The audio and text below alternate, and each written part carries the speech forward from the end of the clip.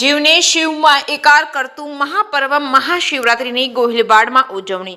સમગ્ર વિશ્વ દેશ રાજ્યને સાથોસાથ ગોહિલવાડ પંથકમાં દેવાધિદેવ મહાદેવના પરમ પર્વ મહાશિવરાત્રિની ઉજવણી કરવામાં આવશે. આ પર્વે અન્વયે ગોહિલવાડમાં શિવ ભક્તો દ્વારા તૈયારીઓ પૂર્ણ કરવામાં આવી છે. દર વર્ષની જે પરંપરા મુજબ આ વર્ષે પણ ગોહિલવાડ પંથકમાં જીવને શિવમાં એકાકાર કરતું જ મહાપર્વ એટલે કે મહાશિવરાત્રિની ઉજવણી હર્ષોલ્લાસ સાથે કરવામાં આવે છે.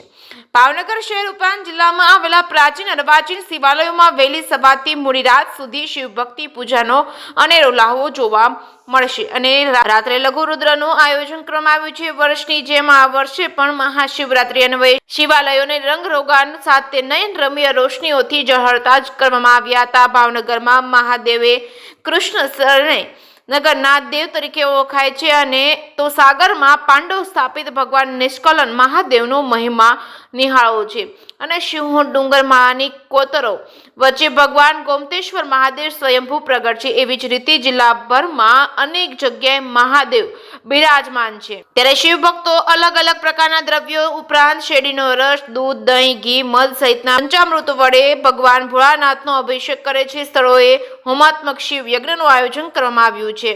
ચેકસિંગ ગુજરાતી સાથે હિરેન ભાયણી, ભાવનગર.